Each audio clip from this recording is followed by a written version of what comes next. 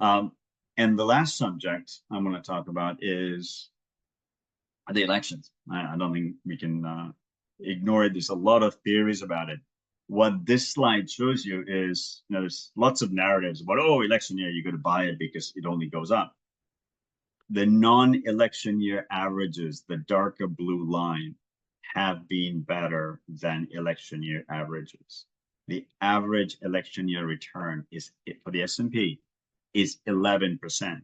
We're already at, I think, something like 17%. So investing based on the elections, I think it's like you might as well flip a coin. I've seen all these charts where people say, oh, if you're up X amount in election year in the first half, it did X. In the back half, yes, you can, there are numbers that can be created to drive all sorts of narratives. But to us, it feels like, hey, it's been a great year already, well, better than what an average election year provides you. So there's not a huge amount of information to be gleaned from, just investing or predicting the second half of this year based on an election year. Closing thoughts. To recap, economic activity is clearly slowing, but this is a good thing because we need that data to slow for a soft landing.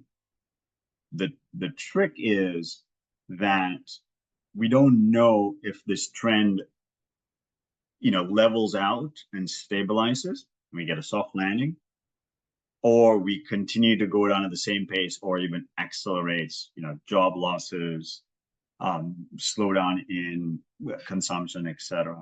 And the reason is the asset selection, even within stocks, but also between stocks, bonds, commodities, and other areas, is quite, what does well in a soft landing is going to be totally the other way around if it's a hard landing. Small caps will definitely benefit from a soft landing scenario because they're growth sensitive and they're also interest rate sensitive. Hard landing will favor intermediate and long-term bonds. And I would argue the stock market, well, if I call the stock market is the S&P, given where the valuations are, the PE ratios, it's not pricing in any kind of notable slowdown. There is definite scope for the performance to broaden. We've seen it over the last week. We've had similar bouts in the past, in the last 2 years, that has not sustained. And so this will be an interesting period to watch because we've immediately priced in, because of some of the inflation data last week, oh, it's going to be a soft landing. It's hard to predict a longer term outcome on a single month. If you recall from one of the earlier slides, the second half base effects for inflation make it tougher for inflation to continue to come down. One of the features of our future, and future for the second half, future for the next 2 years, 5 years, 10 years, is that the US deficit is going to rise. We're, not going to come down. And that, as we have to raise more money to fund the deficit, is going to put pressure, holding everything else constant, he's going to put pressure on interest rates. Today, short-term bonds remain a great source of income. I'm going to close with some investment ideas. We've discussed how we've, broad indices, and the broad indices everyone seems to look at is the S&P.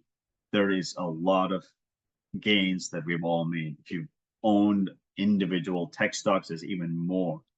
This has been a great time to take some of that appreciated stock, capital gains, and rotate into, Magnificent Seven growth stocks. There are some of them, they're a decent number. Large cap dividend companies. So I stress large cap because we still don't know if we're in the clear in terms of a soft landing versus a hard landing. And the larger cap companies are definitely where there's quality and it's more robust. Especially if rates come down, if you own companies in kind of 3, 4, 5% dividend yield companies. If rates come down, those dividend yields will look pretty attractive, and money flows into those companies, and as the share price goes down, the yield comes down, and that's how it balances out. If you're going to be able to get 3% in buying a government treasury bill, and a stock that's yielding 4%, it's pretty quickly probably going to come back and match the treasury bill rate. We are, as Alex said, we've been underweight international. We are watching it closely, because if the US does end up cutting rates, that's probably going to have an impact on the currency rates. And one of the key drivers of international returns, stock market and other market returns of overseas countries, is US dollar weakness. I haven't seen it. We are watching it, and that's one of the close focus areas of ours. And finally, small and mid cap stocks. If you're underweight, you've seen how at any whiff of a soft landing, you see substantial outperformance by the small caps, because they are attractively valued on an earnings basis, and that's an area definitely to consider.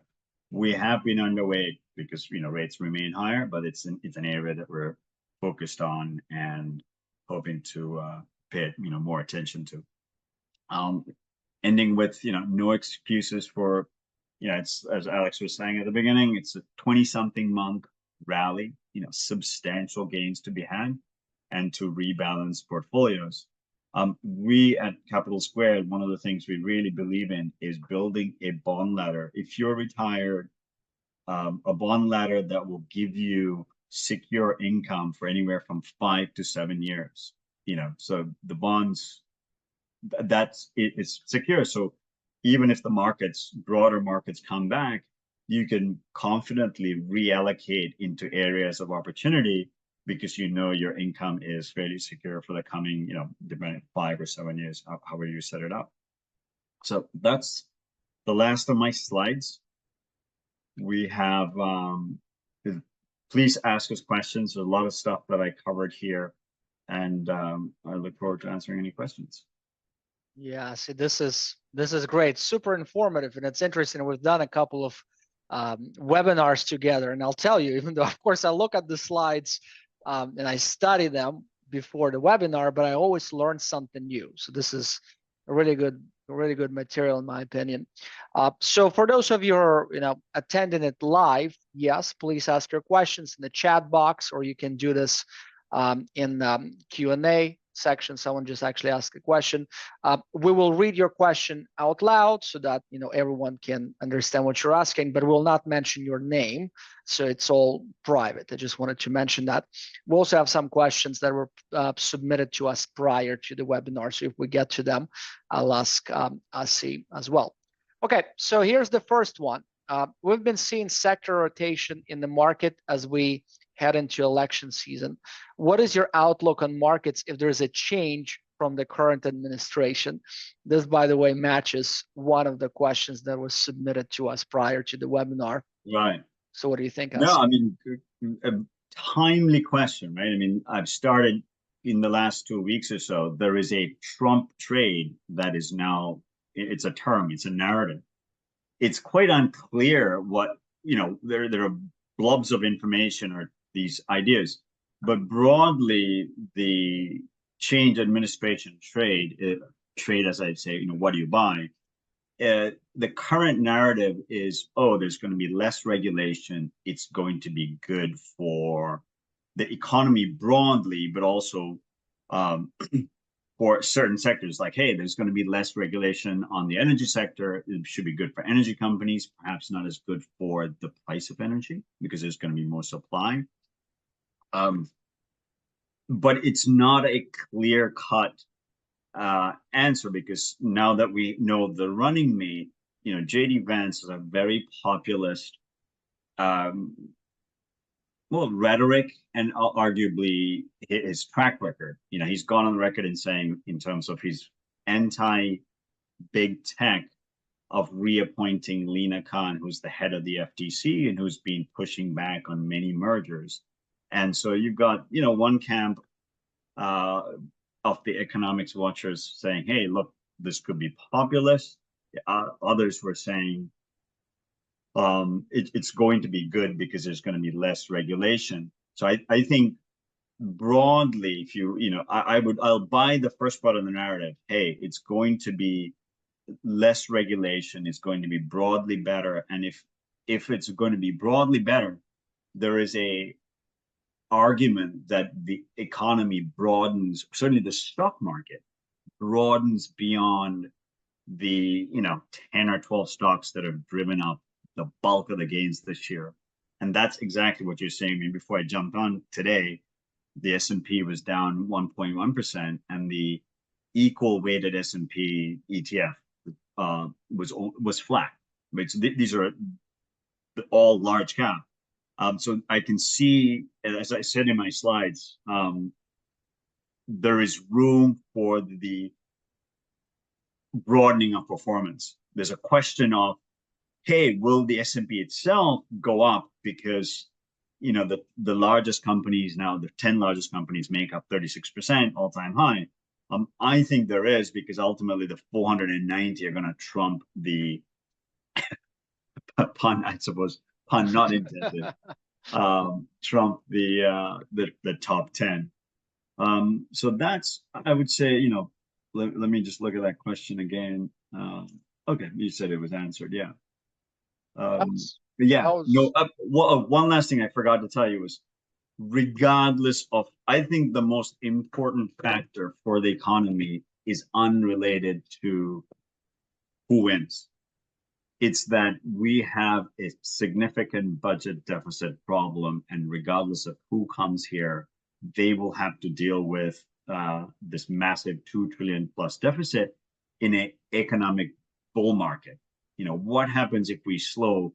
You could easily see the 2 trillion that we're spending, or the deficit, meaning spending beyond what we're collecting, balloon to 3 to 4 trillion. And already interest payments are the third largest component of the budget. So, there is irrelevant to the party or the leader of the country.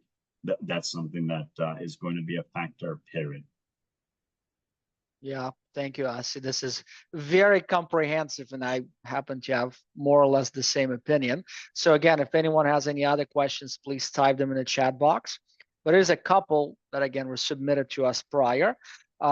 So is this a good time to invest in real estate? And at least the way I understand this question, Asi, and you can address it whichever way you prefer, I believe this person is referring to real estate investment trusts. So not necessarily REITs, right? Not necessarily, physical real estate, which you can address too, because I've been getting a lot of questions about that. But from the investment side, is this a good time, in your opinion? Yeah, I must say, there is no one answer, because REITs come in many flavors. The office REITs, obviously, you can almost use the word collapse, and they've gone back up. I find that sector uninvestable, just because you do not know what happens with work. Like, I mean, simply no one knows. If somebody says they know it, they don't. And so if you don't have a view on what happens with, in-person work, you can't make a judgment on that sector. So I kind of leave that aside. There are other areas where that's already done pretty well. It's harder to find, but areas like that do link into the tech trade, where they host the big data centers. You've had a fairly large growth in warehousing, and that's more resilient as we go more and more into online shopping, and that, I think, is a sustained market share gain area. So I like that. So and the answer would be, there are pockets. So this wouldn't probably, I would say, look, it's too broader area to have a single answer. Quickly on to real estate investing in terms of, say, a rental property or a smaller multifamily. I think this sector has, what we do know is prices have gone up substantially, whereas median incomes have not.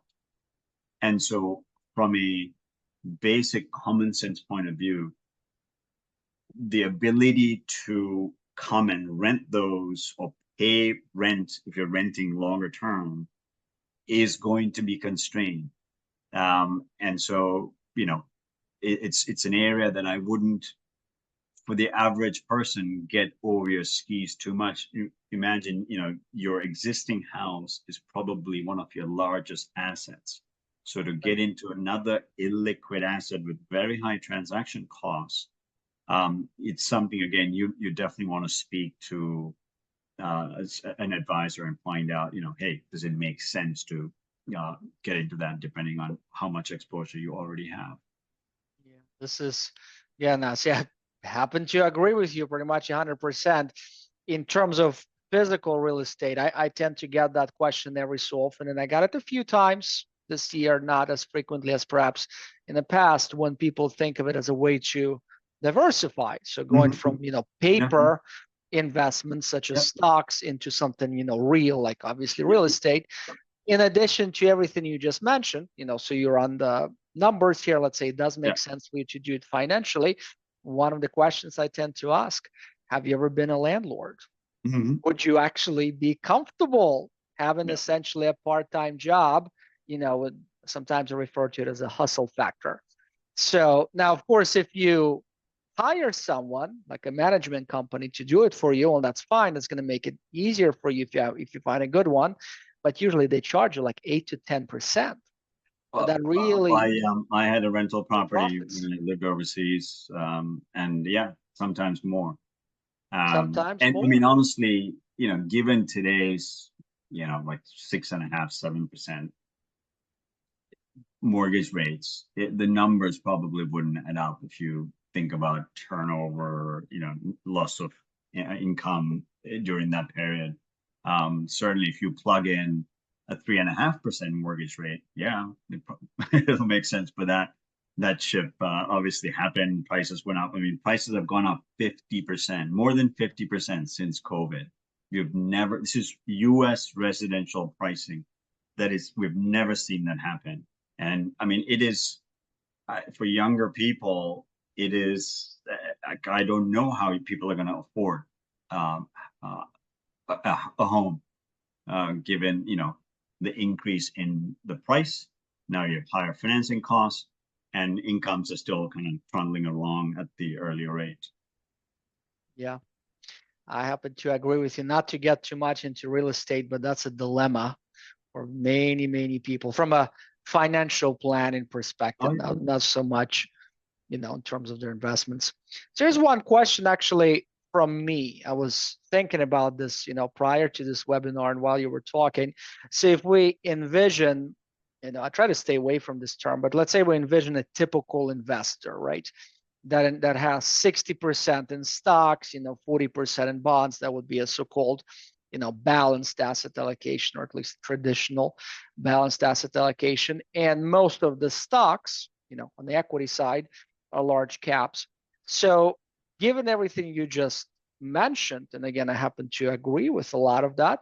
Let's say someone wants to transition into more small caps or smaller companies, and perhaps even adjust his or her bond allocation to, bonds that have longer maturities. How would you do that? I mean, I understand we cannot provide any investment advice here as part of this webinar. Would you do it all at once? Would you do it over the next several months in anticipation of perhaps additional rate hikes? Can you provide some guidelines for people to consider without providing any specific advice? I mean, we can do that here. I assume, like, let's assume you're in some sort of a tax deferred account. Ideally you'd have started it already. Let's assume you have not. But I would do it over almost like, write it down. If you're way underweight, you would switch, a bit more aggressively to start, and then kind of gradually chop away and get to your target allocation. Much trickier for taxable accounts, right? I think, that's you might need to get your CPA into the conversation as well, because there's a big trade-off in terms of, hey, state taxes, your net investment income tax, and so.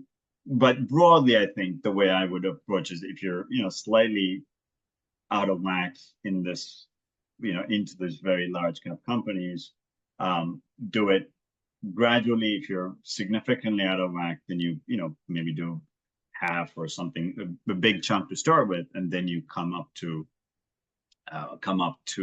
the goals you want to be. Because valuation, we've talked about how the mega caps are overvalued. It does not give you much of a signal over the next 12 or even 24 months.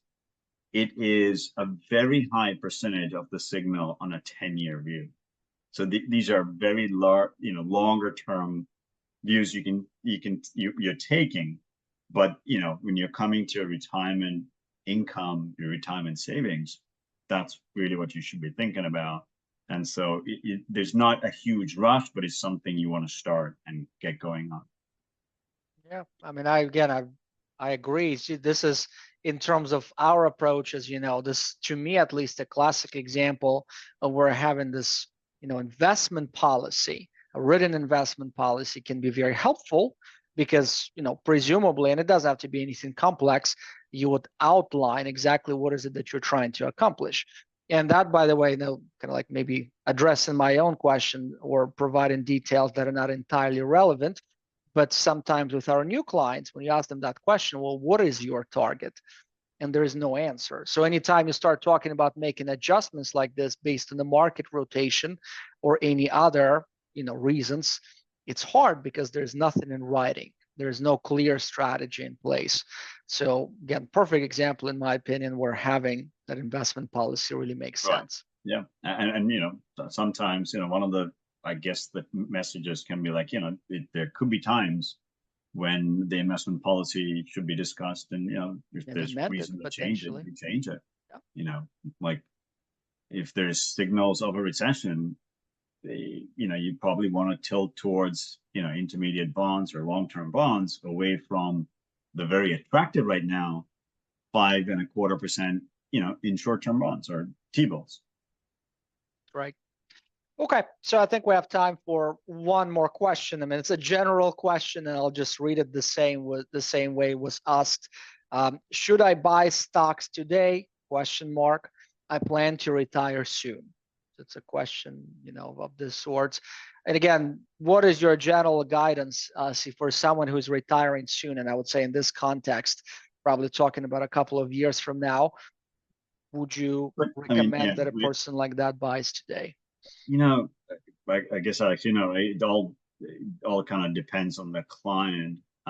Assume you need to grow your portfolio. So if he already has 80% of his portfolio in stocks, my answer would be like, yeah, probably not. And if you are buying it, you'd want to add it into the areas that are attractively valued, or attractive valuation and price. If you're at 40% because you think you're going to retire in 2 years, you're underestimating the need to grow your portfolio, your nest egg, to keep up with purchasing power. And so then the answer there would be like, yeah, you should, because you're taking a longer term view. So I don't think there's a exact answer, but it's a balance between having growth of your portfolio to maintain purchasing power. Because if you put everything into bonds, your portfolio is unlikely to keep up with purchasing power. I mean, certainly on a decade plus long view. Can you put all the bonds for for your income needs for the next 5 years? Absolutely, and we recommend that, right? Well, this again, you see, this is one of those questions. I get this question very frequently, sometimes from existing or specifically from new clients. One of the answers I give is, if the answer is positive, meaning you should be buying for the reasons you just mentioned, well, you don't have to buy the entire market. Right. There is no reason for you to go and buy the S&P 500 index. I have nothing against it. but you can always be much more selective, like, you know, what you discussed earlier today, and we had a couple of slides on that. Well, if you do want to maintain 80% in stocks based on your goals and objectives, based on your overall financial plan, then perhaps focusing on, you know, those that are not part of the Magnificent Seven, or perhaps Right. some other stocks too, Mhm. would make more sense for you. Yep. So to me, this is important too, because again, people tend to think as a stock market as a singular, Well, you know, type yeah, of and it's investment, become which is really over the obviously it's last not. 10, 15 years, it's become the stock market is the S&P 500. You know, like there are many other indices, right? MSCI Yeah, USA, you know, your Russell 1000, which is a large cap index, but no one really talks about them. It's like, oh, S&P 500. right. All right. Well, this is actually a perfect time here. So Thanks, again, everyone. yes, thank you everyone for joining us today. Again, the recording and the slides will be distributed to everyone, you know, in a couple of days, most likely early next week. Again, if you have any other questions, you know, that you're just not comfortable asking in this format, feel free to reach out to Asi or myself. You can see our contact information on the slides. We'll be happy to address them for you. Thanks again. Thank you.